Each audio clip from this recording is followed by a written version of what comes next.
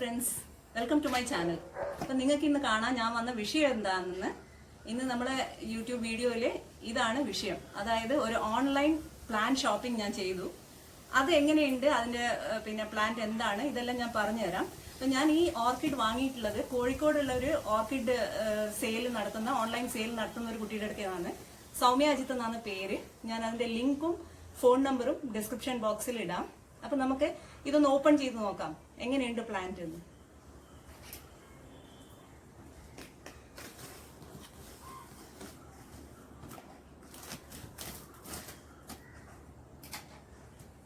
Packing എല്ലാം വളരെ നല്ലതാണ്. നോക്കാം ഉള്ളില്.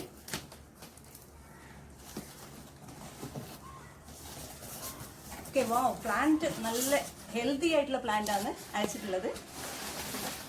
ഇതാണ് മൊക്കാര ഓർക്കിഡ്. അപ്പൊ ഞാൻ കേട്ടിടത്തോളം പരിപാലിക്കാൻ വളരെ എളുപ്പമുള്ളൊരു ഇനം ഓർക്കിഡാണ് മൊക്കാര. അപ്പോൾ അതുകൊണ്ട് തന്നെയാണ് ഞാൻ ഇത് ഓൺലൈൻ വാങ്ങിയത്. എനിക്ക് ഓർക്കിഡുമായിട്ട് വലിയ എക്സ്പീരിയൻസ് ഒന്നുമില്ല. ഞാനൊരു 10-15 എണ്ണം കളക്ട് ചെയ്ത് ഇപ്പം വളർത്തി തുടങ്ങിയിട്ടേ ഉള്ളൂ. അപ്പം ഞാൻ വിചാരിക്കുന്നത് ഇന്ന് നിങ്ങളെ കൂട്ടിയിട്ട് ഒരു ഓർക്കിഡ് സ്പെഷ്യലിസ്റ്റിൻ്റെ അടുത്ത് പോവാം. എന്നിട്ട് നമുക്ക് ചോദിക്കാം ഇതിന് വേണ്ടുന്ന വളം എന്താണ്, ഇതിന് പോട്ടിംഗ് മിക്സ് എങ്ങനെയാണ്, ഈ കാര്യങ്ങളെല്ലാം നമുക്ക് അറിഞ്ഞിട്ട് വരാം. നമുക്കൊരു നഴ്സറിയിലേക്ക് പോവാം. കമോൺ. അപ്പൊ നമുക്കൊരു നഴ്സറി ടൂർ ആവാം ഇന്ന്. നഴ്സറി അല്ല, ഒരു ടീച്ചറെ വീട്ടില് അവര് ഓർക്കിഡ് സെയിൽ നടത്തുന്നതാണ്. അപ്പൊ എന്റെ കൂടെ ഒരു നഴ്സറിയിലേക്ക് പോവാം.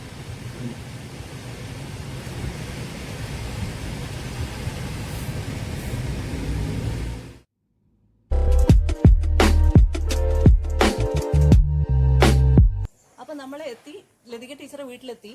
അപ്പം ടീച്ചർ പണ്ടേ ഭയങ്കര ഈ ഓർക്കിഡ്സിന്റെ ഭയങ്കര ക്രേസ് ആണ് ടീച്ചർക്ക്. അതിലൂടെയാണ് ഈ നഴ്സറി ഇന്ന് ഡെവലപ്പ് ആയത്. നമുക്ക് ടീച്ചറെ കാണാം. വാ.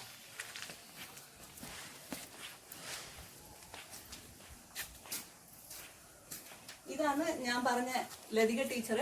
അപ്പൊ ടീച്ചർ ഇപ്പൊ റിട്ടയർഡ് ആണ്. ടീച്ചർ ഈ സ്ഥലവും ടീച്ചർ എവിടെയാ വർക്ക് ചെയ്തതെന്നെല്ലാം നമുക്ക് ആദ്യം പറഞ്ഞു തരും. ഞാൻ 2019 BM സ്കൂളിൽ നിന്ന് റിട്ടയർ ചെയ്തതാണ്. ചോമ്പാല BM റിട്ടയർ ചെയ്തതാണ്.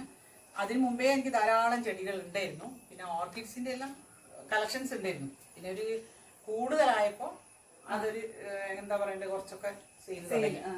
അപ്പൊ ടീച്ചർ ഇത് സ്ഥലം എവിടെയാണ് ശരിക്കും? ഇത് 6-ാം മൈല് എരുവട്ടിക്കാവിന്റെ സമീപം ശ്രീദേവി ഓർക്കിഡ്സ്. നമ്മൾ കണ്ടു, ബോർഡ് അവിടെ കണ്ടു. അപ്പൊ നമുക്ക് എന്താ ടീച്ചർ ഒന്ന് ഇത് പരിചയപ്പെടുത്തി തന്നിട്ടുണ്ടേ നമ്മുടെ ചെടികളെ. ഇതൊക്കെ ഡെൻഡ്രോബിയം വെറൈറ്റികളാണ്. ഇതെല്ലാം ഡെൻഡ്രോബിയാണ്. തുടക്കക്കാർക്ക് ഏറ്റവും നല്ലത് ഡെൻഡ്രോബിയാണ്. കാരണം വളർത്താൻ വളരെയധികം എളുപ്പമുള്ളൊരു സംഭവമാണ്. കുറച്ച് മെച്ചൂർ പ്ലാന്റ്സ് വാങ്ങിക്കഴിഞ്ഞു കഴിഞ്ഞാൽ പിന്നെ നമുക്ക് എപ്പോഴും പൂക്കൾ കിട്ടും. ഇതിന് അതായത് ഡെൻഡ്രോബിയാണ് ഏറ്റവും എല്ലാവർക്കും വളർത്താൻ പറ്റുന്ന ഒരു സാധനം. അത് കഴിഞ്ഞ് കഴിഞ്ഞാൽ പിന്നെ നമുക്ക് കുറച്ച് ഓർക്കിഡ്സ് എല്ലാം വളർത്തി കഴിഞ്ഞാൽ രണ്ടാമത് നമുക്ക് ഫെനലോപ്സിസ്, മറ്റുള്ള വാൻഡ വെറൈറ്റി എല്ലാം വളർത്താം. ബുദ്ധിമുട്ട് എന്ന് പറഞ്ഞാൽ ഫെനലോപ്സിന് ബുദ്ധിമുട്ടല്ല, ചിലപ്പോൾ അതിനൊരു എന്താ പറയുക ക്രൗൺ റോട്ട് എന്ന് പറഞ്ഞിട്ട് അറ്റം അല്ല അതിന്റെ കൂമ്പ് ചീഞ്ഞു പോകുന്ന ഒരു പ്രശ്നം ഉണ്ടാകുന്നുണ്ട് വെള്ളത്തിന്റെ. അപ്പൊ നമ്മൾ അതിനനുസരിച്ചിട്ട് അതിന്റെ എന്താ പറയണ്ടത് മീഡിയം, അധികം അതിന് വെള്ളം നനക്കണ്ട. പിന്നെ മഴക്കാലത്ത് നല്ലോണം ശ്രദ്ധിക്കണം, മഴ മറയുടെ ഉള്ളിലായിരിക്കണം. ഡെൻഡ്രോബിയത്തിനൊക്കെ കുറച്ച് മഴയൊക്കെ കൊണ്ടുകഴിഞ്ഞാൽ ഒരു പ്രശ്നമില്ല. അപ്പൊ ഇവിടെ നല്ല പൂക്കൾ. ഇതൊക്കെ ഒൻസീഡിയം വെറൈറ്റിയാണ്. ഇത് കാറ്റ്ലിയന്റെ ഒരു വെറൈറ്റിയാണ്. ഇതും കാറ്റ്ലിയന്റെ ഒരു വെറൈറ്റിയാണ്. അപ്പൊ എപ്പോഴും ഇങ്ങനെ പൂക്കൾ ഉണ്ടാവണമെന്നില്ല, പക്ഷെ കുറെ ചെടികൾ വളർത്തിയാലാണ് നമുക്ക് എപ്പോഴും പൂക്കൾ തരുന്നത്. ഡെൻഡ്രോബിയം എന്ന് പറയുന്നത് പൊതുവെ എപ്പോഴും പൂക്കുന്ന സാധനം തന്നെ. ഈ മഴ സീസണിൽ അതിനൊരു റെസ്റ്റിംഗ് പീരീഡ് ആണ്, അങ്ങനെ ഉണ്ടാവില്ല. മഴ കഴിഞ്ഞാൽ ഉടനെ പൂക്കൾ ഉണ്ടാവാൻ തുടങ്ങും. ധാരാളം പൂക്കൾ ഉണ്ടാവും. അതായത് അതിന് നമ്മള് ആഴ്ചയിൽ 2 പ്രാവശ്യമായിരുന്നാ പറയാ ഫെർട്ടിലൈസർ ഒക്കെ കൊടുക്കുന്നത്. പിന്നെ സീഡ്ലിങ്സ് ആണെങ്കിൽ നമ്മൾ എന്താ പറയണ്ടത് നൈട്രജൻ കൂടുതലുള്ള 30-10 ഒക്കെ കൊടുക്കും. പിന്നെ അല്ലെങ്കിൽ പിന്നെ എന്താ 13-27 പൊട്ടാസ്യം കൂടുതലുള്ള വളങ്ങളാണ്. അപ്പൊ പിന്നെ നമ്മളെന്നാ ഇതൊന്ന് കാണാൻ തോന്നുന്നു. എല്ലാരെയും ഒന്ന് പരിചയപ്പെടുത്തി കൊടുക്കാം ഫ്ലവേഴ്സിനെ. ഈ ഏരിയയിലെല്ലാം ഉണ്ട്, നമുക്ക് ഇതെല്ലാം കാണാം. നല്ലത് ഈസ്റ്റിലാണ്. അപ്പം ഈസ്റ്റിലാണ് നല്ലത്. കാരണം എന്താ വെച്ചാൽ അത്ര മോർണിംഗ് സണ്ണ് നല്ലോണം കിട്ടുന്നത് ഈസ്റ്റ് 11:30 വരെ. അതെ, അതാണ് ആ ഒരു സൺലൈറ്റ് ആണ് ഇതിന് ശരിക്കും ഇതിന്റെ ഇതായിട്ട് വേണ്ടത്. അപ്പോൾ ഇതൊക്കെ കറക്റ്റ് വേണ്ടാന്ന് പറയും. ഇതിങ്ങനെ നല്ല വെയിലുണ്ടെങ്കിലേ പൂക്കുള്ളൂ. അതൊക്കെ അതാണ് അതിന്റെ സീഡ്ലിങ്സും അതൊക്കെയാണ്. ഇവിടുന്ന് ബഡ് വന്നു കഴിഞ്ഞാൽ നമ്മൾ അത് എടുത്തിട്ട് അപ്പുറം വെക്കുന്നതേ ഉള്ളൂ. അവിടെയുള്ള വളരെ കട്ടിയുള്ള ലൈറ്റാണ്, അത് പറ്റൂല. ഇതൊക്കെ പിന്നെ ഫെലോപ്സിസ്.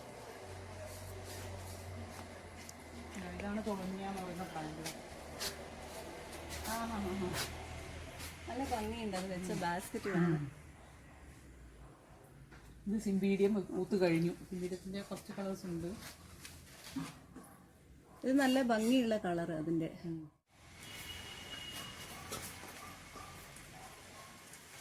കലേഡിയത്തിന്റെ നല്ലൊരു വെറൈറ്റി ഇതാ ഇവിടെ കാണുന്ന നല്ല ഭംഗിയുള്ള ഇലകള്. ഇത് ഞാൻ അത്ര കണ്ടിട്ടില്ല. ഫുൾ മെറൂൺ കളർ കണ്ടിട്ടുണ്ട്, പക്ഷെ ഇത് നല്ല ലൈൻസ് എല്ലാം ഉള്ള കുറച്ച് നല്ല ഭംഗിയുള്ള ഒരു വെറൈറ്റി. പ്ലെയിൻ വൈറ്റ് ഒക്കെ ഉണ്ട്. ഇതാ സ്പാനിഷ് മോസ് നല്ല ഭംഗിയിൽ കിടക്കുന്ന. ഇത് കൊൺസീഡിയാണ്. ഇതില് ബഡ് വരുന്നേ ഉള്ളൂ. വെറൈറ്റിയോളം ഉണ്ട്. ഇത് ആന്തൂറിയം നല്ലൊരു കളർ ഇവിടെ, നല്ലൊരു കളർ. ആന്തൂറിയത്തിന്റെ ഒരു 4-5 കളർ ഉണ്ട് ഇവിടെ. ആന്തൂറിയത്തിൽ കുറച്ച് പൂ വരാൻ മിനിയേച്ചറിൽ ഭയങ്കര ബുദ്ധിമുട്ട് കാണുന്നത്. വരും, എന്നാലും അതിന്റെ എന്താ പറയണ്ടത്, നല്ല സൺലൈറ്റ് ഒന്നും അതിനും പറ്റൂല. വളരെ പക്ഷെ ഇൻഡോർ എന്ന് പറഞ്ഞാൽ യഥാർത്ഥത്തിൽ ഒരു ഇൻഡോറും. ഈ ചെടിയാണ് ഞാനും ടീച്ചറും തമ്മിലുള്ള ബന്ധം. ഈ ചെടിയാണ് ടീച്ചർ എനിക്ക് ആദ്യമായിട്ട് തന്നത്. എന്നാണ് ഉണ്ടായ റിലേഷൻ.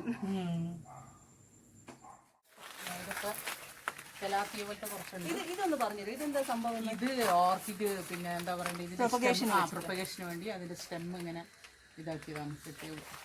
കുറച്ച് കഴിഞ്ഞാൽ ചിലതിന്റെ മേലെ എന്ത് ചെയ്യും, ഇത് വന്നു കഴിഞ്ഞ് കണ്ടോ, ഇതാ ഇതൊക്കെ ഇവിടെ ഇത് വരുന്നുണ്ട് കേട്ടോ. ചെറിയൊരു അപ്പോൾ അതില് ഒരു 3-4 റൂട്ടൊക്കെ വന്നു കഴിഞ്ഞാൽ 2-3 വലിയ ഇലയും വന്നു കഴിഞ്ഞാൽ നമുക്ക് അങ്ങനെ